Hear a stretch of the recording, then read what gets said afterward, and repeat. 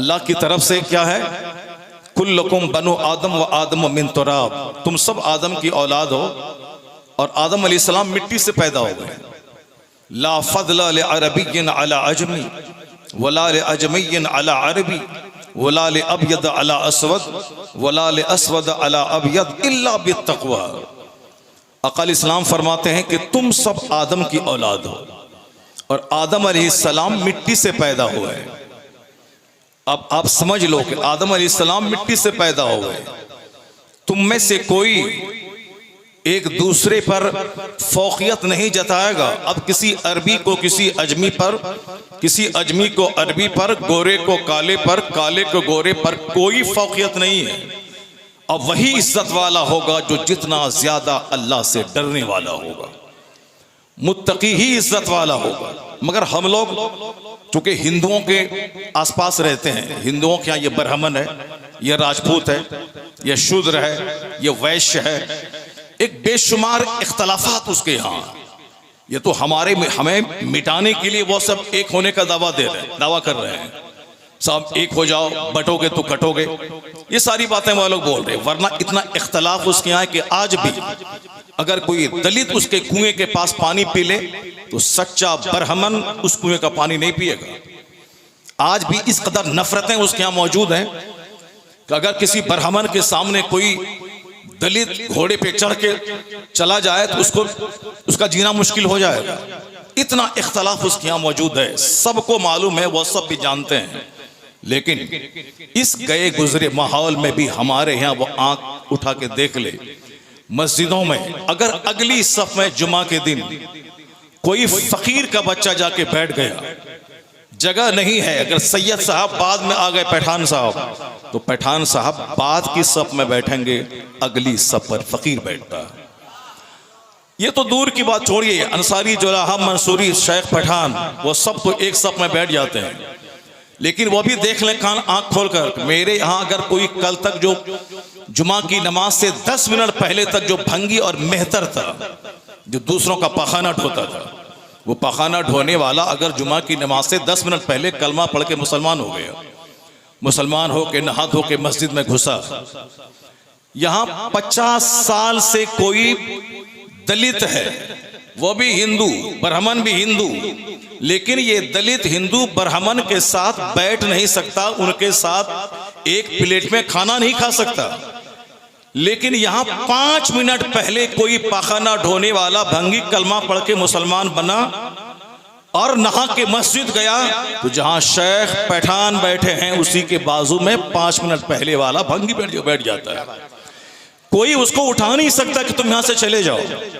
रमजान का महीना है, 5 मिनट पहले कोई भंगी कलमा पढ़ के मुसलमान बना, अब मस्जिद में दाखिल हुआ, सारे लोग जान गए कि ये मुसलमान हो गया।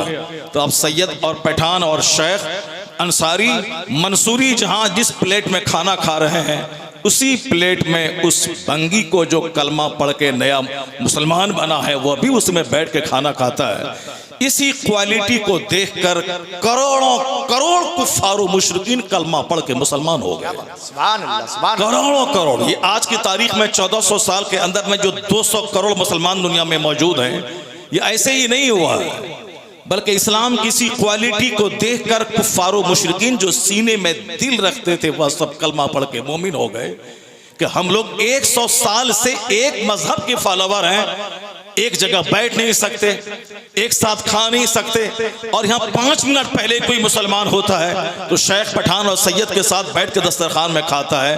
यहाँ है मानवता, यहाँ है आदमियत, यहाँ है ह्यूमैनिटी, यहाँ है आपसी इत्तेहाद। तो जहाँ इज्जत मिले उसी मजहब को कबूल करना चाहिए। बेशुमार दलित कलमा पढ़ के मोमिन हो गए, चूंकि वहाँ इंसान को जलील किया जाता है, इस्लाम इंसान को इज्जत अता फरमाता है। नारे तकबीर, नारे रिसालत। कहना चाहता हूँ कि जिस मजहब इस्लाम की क्वालिटी को देखकर दुनिया के करोड़ों काफिर मुसलमान हुए, आज ये मुसलमान इन लोगों को देख देखकर इस कदर आपस में टूट गए, इस कदर आपस में नफरतों में गिर गए कि आज वह लोग मुझे देखकर शर्माते हैं, वो हमारा मजाक उड़ाते हैं, हमारी तहजीब हमारे कल्चर के खिलाफ बोलते हैं।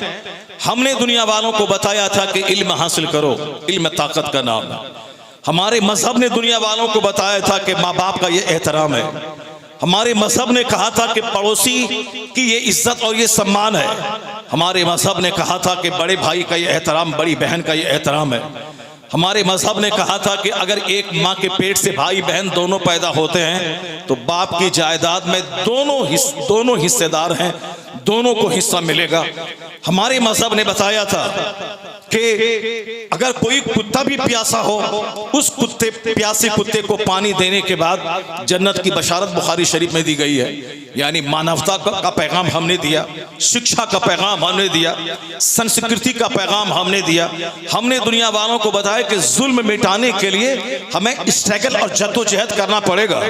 यानी जितनी भी गुड क्वालिटीज दुनिया में हैं, जिसको कहा जाता है कि ये काम अच्छा है, सारी अच्छाइयां मजहब इस्लाम ने दुनिया को अता की है। और जो लोग गिलाजत में डूबे थे, जो लोग बिल्कुल गंदे माहौल में रहते थे, इंसानियत से नाआशना थे, महीनों महीनों नहाते तक नहीं थे, जो लोग जानवरों से बदतर जिंदगी गुजारते थे, जिनके यहाँ अगर कोई मरने वाला शौहर मर गया, उसकी चिता पे उसकी पत्नी को जलाकर राख कर दिया जाता था। जहां बेटी की पैदाइश पर सांप चेहरा को काला कर लिया जाता था, जहां बेटी को जायदाद में हिस्से के नाम पे एक पैसा नहीं दिया जाता था, जहां मानवता नहीं थी, जहां दानवता थी, आज वो हमको चेहरा दिखला रहा है कि ऐसे जिए, ऐसे काम कीजिए, ऐसे चलिए, ऐसे पढ़िए, ऐसे सोइए, ऐसे जागिए। ये हमको सिखा रहे हैं कि सुबह सवेरे उठिए, मैदान में घूमिए, सेहत मिलेगी, सब्जी खाइए, सेहत मिलेगी।